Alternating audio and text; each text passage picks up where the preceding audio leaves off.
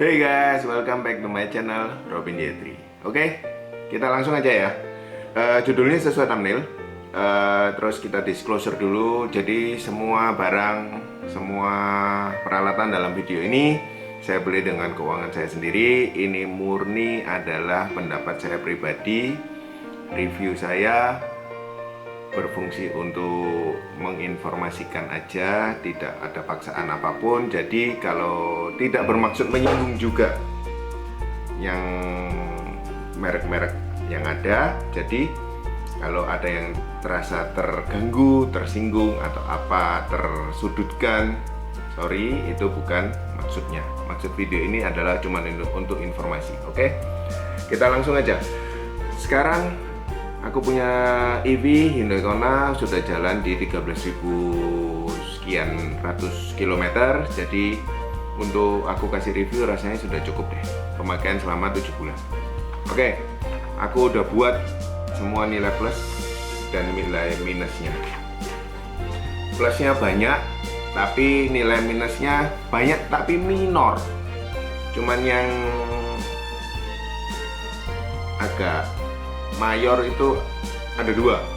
Nanti ada di kaca film depan panas sama si tidak ada memory seat. Udah, yang lainnya minor, cenderung ya nggak ada masalah. Tapi ya tak sebutkan aja supaya bisa jadi bahan pertimbangan aja. Oke. Untuk nilai plusnya sekarang ini ada di 26 poin. Ada yang mayor, ada yang minor. Nanti diputuskan sendiri gimana. Terus mobilnya enak gak? Enak banget. Aku cocok. Bedanya dengan yang mobil listrik lainnya yang mocin-mocin ya, brand China. Aku yang lalu pakai brand China, ya beda lah. Tapi ini bisa diadu dengan harga, dengan kualitas. Pabrikan juga sudah ada di Indonesia, termasuk baterainya sudah dibuat di Indonesia. Jadi menurutku untuk spare partnya ya cenderung lebih gampang lah ya, karena kan sudah dibuat di Indonesia semua. Dukung produk Indonesia. Oke, kita langsung aja ya untuk penjelasan nilai plus dan nilai minusnya di Hyundai Kona setelah pemakaian 13.000 km kurang lebih 7 bulan. Check this out. Oke, kita mulai dari sisi yang menurutku positif. Oke, nomor 1, bentuknya dia SUV, jadi menurutku easy to drive. Langsung nomor 2, naikannya menurutku enak sih ini. Terus dia kan EV, jadi untuk center of gravity-nya di tengah, jadi feeling setirnya itu lebih oke untuk nyetirnya. Ini penampakannya di dalam. Oke, kita lanjut ke poin nomor 3. Dia joknya ini enak sih, ntar aku kasih tahu ya. Jadi jarak antara ke paha itu oke, panjangnya, tingginya itu oke. Jadi dia menyangga paha dengan bagus. Terus ini elektrik semua, termasuk ada lumbar support. Yang di penumpang juga elektrik tapi minus di lumbar supportnya. Terus ini joknya motifnya perforated, jadi ada pemanas dan pendinginnya. Jadi enak sih kalau kita nyetir. Oke, masih tentang jok, masih di poin nomor 3. Ini aku sampai buat poin-poinnya. Oke, bahannya kulit, terus dia lebih gampang dibersihkan. Terus ini model joknya, konsol tengahnya. Konsol tengahnya ini tunggu, tak buka. Oke, lebih terangkat. Konsol tengahnya ini gede sih. Tuh, gede. Besar banget. Jadi untuk kalau mau nyimpen barang yang panjang atau untuk botol air is very cukup lah ya. Terus kita ke poin nomor 4. Poin nomor 4 ini adalah shifternya di sini. Jadi kita pintu harus ditutup dulu. kita D, N, R, N, P. Oke, kalau P dia harus dipencet di sini, and then dia langsung ke P sendiri. Dan menurutku shifter ini nggak mengganggu. Terus yang selanjutnya poin nomor 6. Nah ini yang poin menangnya dia di tempat lain, dari tempat lain. Ini tombolnya banyak banget. Jadi ini tombolnya ini ada volume, ada tune untuk yang suka dengar radio, ada home, map, source, media, banyak lah. Jadi kalau nyetir kesusahan untuk di sini di head unit, langsung pencet di sini shortcutnya. Ini ada AC, terus dual zone ya AC-nya. Terus ini aku suka banget sih, ini kan driver only, jadi aku suka nyetir. Jadi kalau sendirian nyetir sore gitu pakai driver only, nggak terlalu dingin, jadi dan juga dia menghemat baterai. Terus untuk ke bawah ini ada colokannya, yang mana kalau gini dia cuman ngecas aja, tapi kalau gini dia langsung nyambung ke Apple CarPlay. Apple CarPlay-nya bisa pakai kabel, bisa wireless. Oke. Ini aku sambungin ke dashcam. Oke, di sini juga ada soket 12 volt. Ini drive mode-nya. Kalau mau ganti-ganti drive mode, normal, sport. Biasa aku pakai normal atau eco aja sih cukup. Kalau sport ya sesekali aja kalau pengenan doang. Tapi nggak terlalu perlu sih. Terus pendingin ada 3 level, pemanas juga ada 3 level. Ini auto hold, gampang kalau mau dimatikan atau dinyalakan tinggal pencet di sini. Dan ini kadang ini adalah sensor button, yang mana sensor button ini kadang kalau di lampu merah ada motor yang terlalu dekat dia bunyi, jadi aku sering matikan. Tapi kalau sudah jalan lagi sebentar dia otomatis nyala sendiri. It's good, very intuitifnya bagus sih. Terus ini kameranya aku pencet ya, dia langsung berubah, tuh kan. Aku tinggal mau pencet di mana kamera depan, belakang, 360 bisa semua. Oke, kalau mau matikan kamera bisa dari sini langsung mati ya. Terus yang lain untuk masalah di kamera-kameraan nih, kalau aku sen kiri dia langsung bisa dapat kamera dari spion sana, dia langsung nyambung di sini. Kalau aku sen kanan, nah, ini menurutku fitur yang sangat bagus sih. Jadi blind spotnya kita dapat semua ya. Waktu nyetir atau mau belok kiri di gang sempit, aku langsung nyalain ini, aku tahu ban belakangku mepet dengan trotoar atau enggak. Oke, terus ini ada lampunya auto. Di sini untuk pengaturan lampu, di sini untuk pengaturan si ini wiper. Next, poin nomor 7, ini tombol-tombol di setir ini enak sih dan gampang diingat. Jadi ini langsung ada cruise control, ini ada lane keeping assist, ini ada untuk pengaturan jarak di depan, ini ada menu, ini scrollnya, kita lihat tuh, ini TPMS. Oh ya, untuk TPMS aku set di, kalau aku misalnya jarak aku di Pertamina aku isi angin, jadi aku selalu pakai 37. Jadi ini normalnya kan dari rekomendasinya 36. Jadi asumsiku kalau aku ke sana aku harus nambah 1 supaya kalau dalam keadaan dingin dia kembali ke 36. Jadi rekomendasinya 36. Oke. Di sini ada tombol favorit untuk angkat telepon. Oke. Next kita lanjut ke nomor 8. Untuk masalah speedometer ya. Speedometer ini sebenarnya bagus sih, sangat-sangat bagus. Jadi dia full TFT, terus displaynya itu bagus. Dia current tripnya banyak ya, ada current trip, ada after charging berapa, last reset berapa. Jadi aku current trip biasanya, terus konsumsi listriknya berapa dia tampilkan di sini. Terus ini ada sisa baterai, kelihatan nggak? Oke, dan sisa untuk jarak kilometernya. Dan ini ada regenerative braking. Biasanya aku masuk di regeneratif nomor 3. Oke. Terus ini untuk ke samping ini bagus sih. Ini banyak menunya dan tidak bikin pusing, gampang. Dan dia bisa update softwarenya over the air ya, nggak perlu kita nunggu ke dealer baru diupdate manual, nggak, langsung aja dari Bluelink-nya over the air.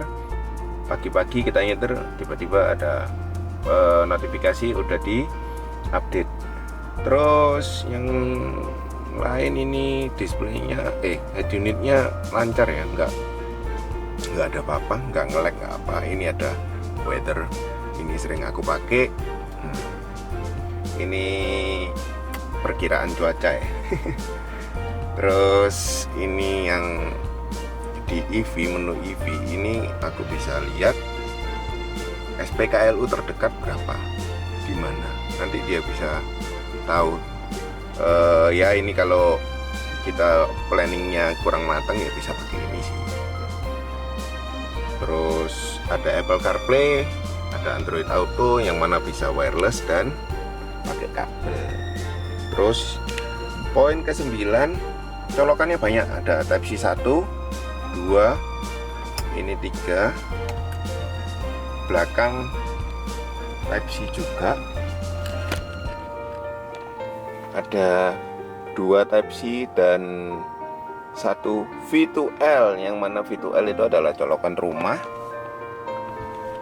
Colokan rumah bisa pakai untuk misalnya istri lagi mau catokan atau mau blow rambut or something, itu bisa sih. Jadi colokannya, atau mau pakai ngecas untuk laptop, yang mana yang suka kerja pakai laptop, jadi no worries. Oke. Oh ya, ini ada wireless charger, dan ini wireless chargernya bisa dimatikan, bisa dinyalakan. Jadi tidak paten nyala. Tapi aku nggak pernah pakai sih, ini wireless chargernya pelan, jadi HP ku biasanya panas, jadi aku nggak pernah pakai. Aku selalu pakai kabel di sini.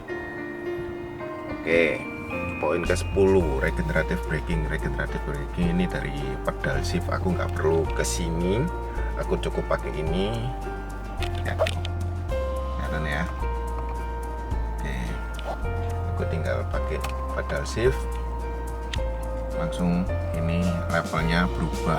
Ini sebenarnya ada 5, tapi kondisi harus jalan ya. Ini di rumah, jadi aku cuman bisa posisikan 3, level 1, 2, 3. Terus ada iPedal, yang mana iPedal itu kenceng banget, maksimal, atau auto. Auto itu dia menyesuaikan dengan, dia pakai radar di depan, menyesuaikan dengan mobil di depan kita waktu biasanya di jalan tol sih aku pakainya. Jadi regenerative braking di sini, ini pedal shift ini sangat sering aku pakai dan sangat sering aku ganti. Jadi ini poin mantap. Poin ke-11, sorry 11 ini adasnya udah lengkap, aku udah nggak perlu ngomong lagi lah ya. Tapi kualitas adasnya di sini menurutku ya itu bagus sih, nggak terlalu oversensi yang biasa dikhawatirkan dengan teman-teman sekalian. Nggak gampang bunyi atau ngerem mendadak, nggak sering gitulah. Itu di sini bagus sih, tapi sensitif tapi nggak oversensi, it's just perfect. Terus poin ke-12 itu dia bisa traffic jam assist. Jadi pada saat macet aku pakai ini, aku pakai cruise control, terus aku ngatur di sini kecepatannya, jadi dia radarnya langsung di depan, radarnya langsung detect mobil depan. Kalau dia berhenti dia ngerem sendiri, jadi Kalau pada saat kondisi macet aku nggak usah gas rem, dia menyesuaikan sendiri dengan di depan. Tinggal kita ngatur mau jarak jauh atau jarak dekat dengan mobil di depan. Oke. Terus, oh ya, ini poin ke-13 ini yang super aku benci. Kalau di mobil-mobil lain, mobil listrik yang lalu, aku ada namanya menu creeping mode. Itu aku benci banget, aku nggak suka pakai itu karena aku beberapa kali karena creeping mode ini yang mana tujuannya bagus tapi implementasinya di Indonesia kurang bagus. Jadi creeping mode itu mencegah mobilnya pada saat tanjakan gini dia nggak turun, tapi jadinya yang terjadi pada saat macet-macetan, kita tahu di Indonesia macet-macetan gas rem mobilnya itu kayaknya mendetek kayak mau turun nih mobilnya, jadi harus digas. Jadi tiba-tiba itu di macet-macet mobilnya loncat gini loh. Nah itu I don't like. Jadi di sini tidak ada creeping mode. Finally tidak ada creeping mode. Oke, yang ke-14 ini ada sunroof. Sunroofnya cukup gede, lumayan. Aku jarang buka kacanya, tapi aku sering buka penutupnya. Jadi kalau aku nyetir sore-sore, aku suka buka penutupnya, jadi ya lebih terang aja di dalam. Oke, sunroof biasa lah ya. Terus untuk di power back door, ini adalah power back door, tombol power back door. Power back door ini bisa dibuka melalui sini, tombol di belakang, atau melalui remote. Atau kita pada saat mobil terkunci, kita deket aja ke pintu belakang dengan bawa remote, nggak usah dipencet apa-apa, dia buka sendiri. Jadi ada 4 untuk cara buka power back door. It's ya sangat-sangat mudah ya, nggak bikin repot. Oke, aku lanjutin sekarang poin ke 17. Oke, di sini ada nih. Ya semua udah pada tahu lah ya, review-review banyak yang sebut ini BlueLink, bisa SOS, bisa BlueLink biasa. Anyway, yang mau tak bahas bukan ini ya, tapi di aplikasinya. Aplikasinya itu bisa dia bisa kasih perkiraan waktu dari ngecas sampai full itu butuh berapa lama. Kita bisa lihat di handphone, terus bisa search history pemakaian listriknya berapa, bisa tahu berapa persen energi yang terpakai. Terus regenerative braking ini loh, ini menyumbang berapa persen dari energi yang dikonsumsi, ini bisa tahu di aplikasinya si BlueLink. Terus kalau mobil parkir, misalnya parkir gitu ya, misalnya parkir gini, oke, kita bisa ambil fotonya ini dari 4 sisi, belakang, samping, depan, itu nanti tampil di aplikasi BlueLink. Terus bisa sambung ke GPS mobil of course. Terus yang ke 18, oke, kita ke luar ya. Yuk kita buka dulu. Kalau yang keluar, poin positif yang ke 19, ini dia pakai CCS 2. Ini yang untuk AC, ini yang untuk DC ya. Seperti biasa lah ya, banyak di YouTube reviewer mobil banyak. Terus yang aku poin selanjutnya yang aku suka adalah nih, this one. Front trunk. Ya banyak sih mobil yang punya front trunk, tapi nggak banyak yang ada tutupnya gini. Oke, tak isi apa aja. This one. Ini V2L, ada karbon, ini jaring-jaringnya, jadi nggak goyang-goyang. Ini adalah portable charger, ini payung, dan ini adalah elektrik, pompa elektrik. Jadi kemanapun aku pasti bawa ini, dan ini nggak pernah tak keluarin dari mobil. Terus udah ya, front trunk.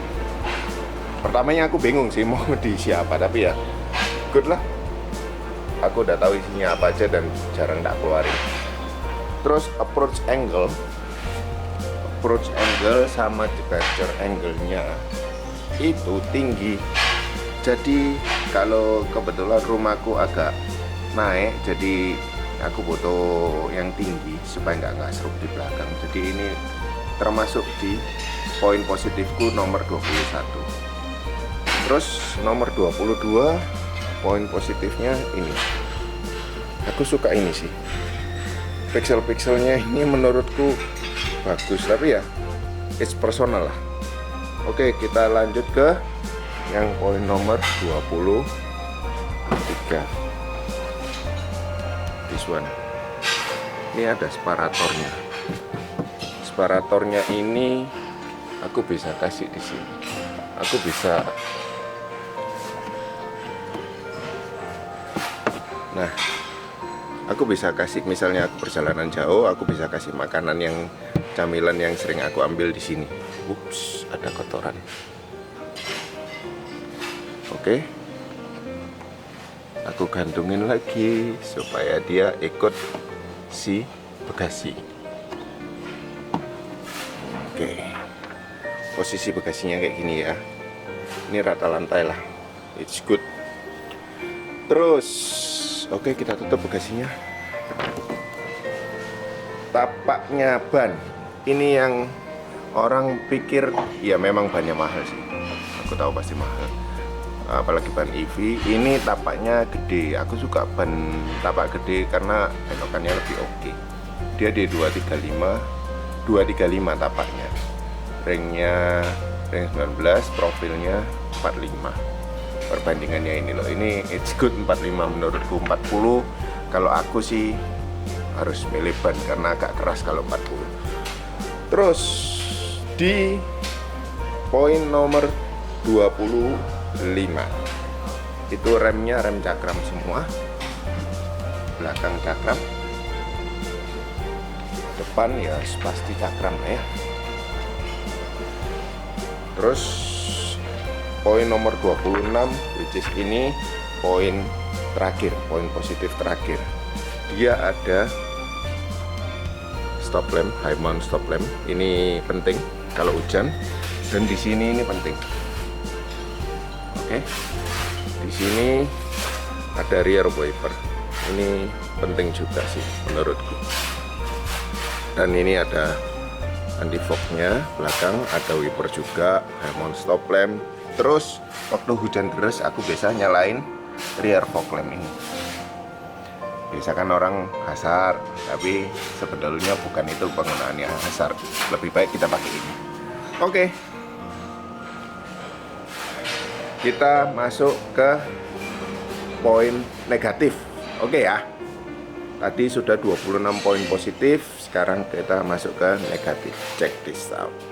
Oke, kita sudah selesai yang sisi positifnya. Sekarang sisi ya minus tipis-tipis. Oke, yang pertama minusnya adalah kaca film depan. Kaca film depan ini aslinya panas. Kaca film aslinya ya maksudnya.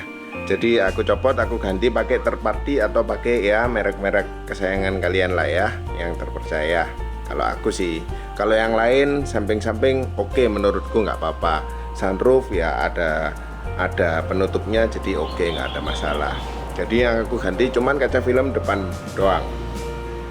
Yang kedua, nah ini aku nggak tahu penyimpanan di gudangnya si Hyundai, aku nggak tahu gimana.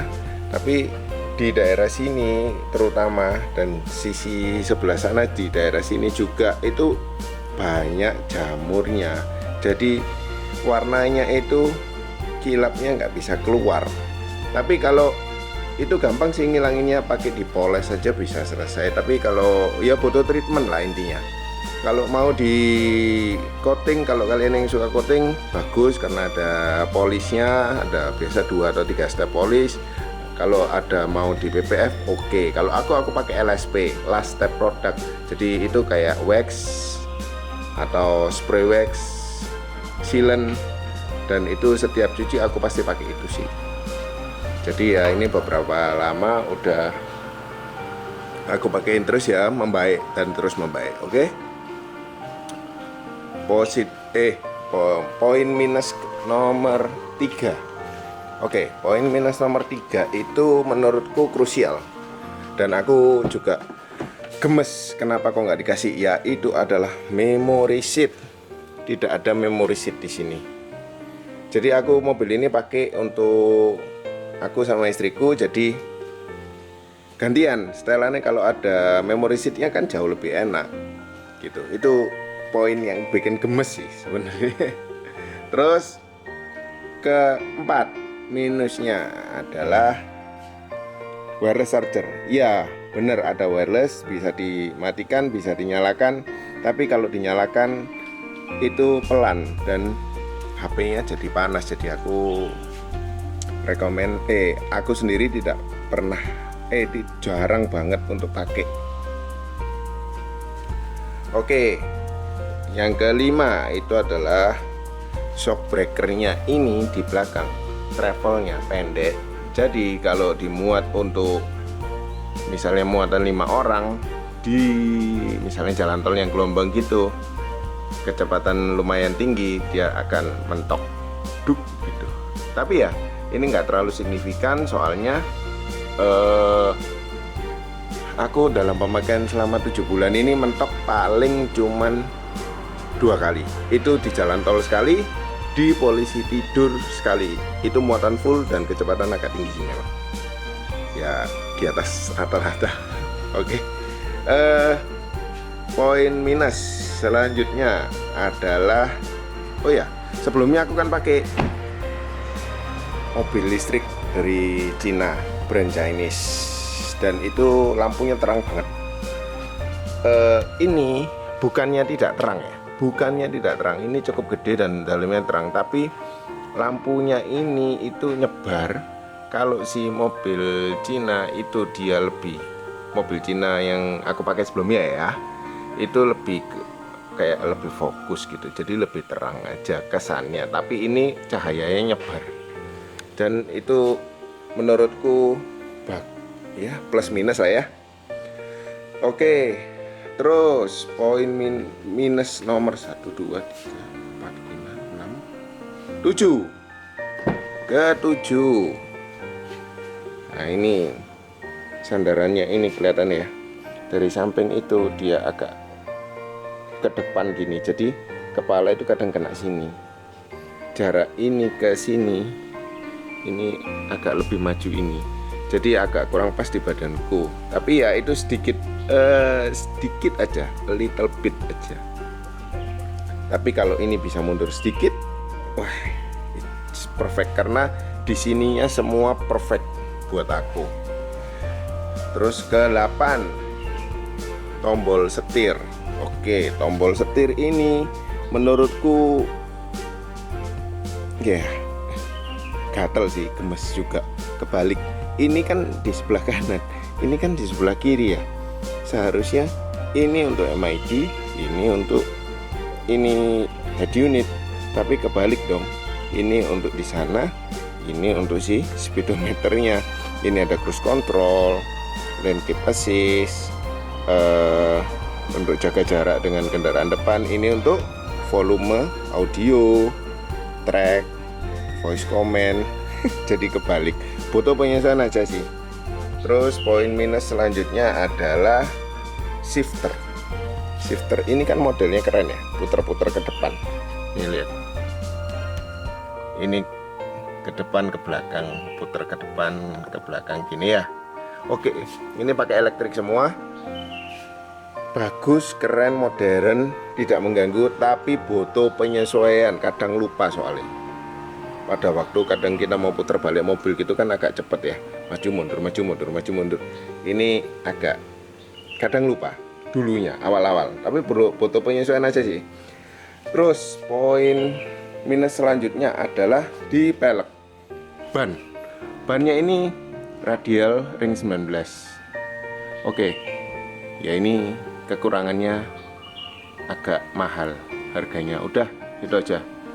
Tapi untuk kenyamanannya, pemakaiannya dengan tapak lebar ring besar itu enak sih, setirannya, feeling setirnya. Terus poin minus nomor 11 mungkin ya. Oke, 11 wiper. wiper ini dia kalau diangkat mentok. Nah, mentok. Jadi kalau mau ganti wiper ini atau mau cuci mobil, ini bisa dinaikkan sini dulu baru diangkat. Kalau mau ganti wipernya juga naik, angkat. Dia agak merepotkan tapi tidak susah, itu gampang. Tapi kalau mobil-mobil yang dulu kan gampang, langsung tinggal diangkat aja. Poin minus selanjutnya adalah kaca belakang. Oke, aku nggak tahu gimana aerodinamisnya mobil ini, anginnya ke atas sini, jadi debunya numpuk di bagian atas sini. Ini numpuk debu. Aku nggak tahu gara-gara ini spoilernya atau gimana, pokoknya numpuk debu di sini. Ya gampang sih, itu tinggal dibersihkan, gampang sekali. Tapi ya kok gatal lagi. Terus poin minus ke 13 ini. Oke, ke 13 nih. Jadi model kuncinya ini gendut. Jadi kalau disimpan di kantong dia agak timbul aja. Ya aku kasih gini sih untuk cantolan diikat pinggang ya. Oke, poin minus terakhir. Tidak signifikan, tapi ya hati-hati lupa aja. Langganan Bluelink yang ini ada tombolnya atau ada di aplikasi Bluelink itu free atau alias gratis selama 3 tahun. It's good, very good. Tapi di tahun keempat kita harus bayar. Jangan sampai lupa. Kalau lupa ya berarti Bluelinknya tidak berfungsi, gitu aja. Padahal mobil ini dengan adanya Bluelink sangat-sangat memudahkan kita untuk memakai gitu. Oke. Oh ya, untuk yang tanya berapa konsumsi listrik mobil ini? Konsumsi listrik mobil ini aku pakai rata-rata 6,5 km per kWh. Jadi kalau dirupiahkan berapa rupiah sih per kilometer? Oke, per kilometer sekitar 300 rupiah lah ya. Aku cas di rumah terus. Jadi pakai listrik rumah sekitar 1.700-an per kWh. Tapi ditambah admin, ditambah apa, setiap kali kita isi token listrik ya anggaplah 2.000 per kWh. Terus yang lain udah sih. Oh ya, hati-hati untuk yang mau beli mobil listrik karena jarak itu ada 3 penggolongan, ada WLTP, ada NEDC, ada CLTC. Jadi ini mobil pakai NEDC. Kaku kalau pakai NEDC selalu, misalnya mobil ini 549 km jarak tempuhnya maksimal berdasarkan pengetesan NEDC. Aku selalu kurangin, ini aku ya pribadi ya, aku selalu kurangin sekitar 20%-nya untuk pemakaian real. Jadi sekitar 400 lebih, 400 sampai 450 jadi jaraknya mobil ini sebenarnya menurutku pribadi ya. Kalau yang dengan cara setirku, dengan cara rute yang aku pakai jalani sehari-hari segitu. Oke. Kalau yang bisa lebih jauh ya bagus, berarti lebih hemat energi. Oke, tapi itu untuk penghitungan awal aja. Kalau aku sih mau ikut ya nggak apa-apa, nggak mau ikut ya nggak apa-apa. Oke, itu adalah tadi review penggunaan Hyundai Kona Electric Signature Long Range setelah pemakaian kurang lebih 7 bulan di 13.000 km. Oke, see you next video. Bye.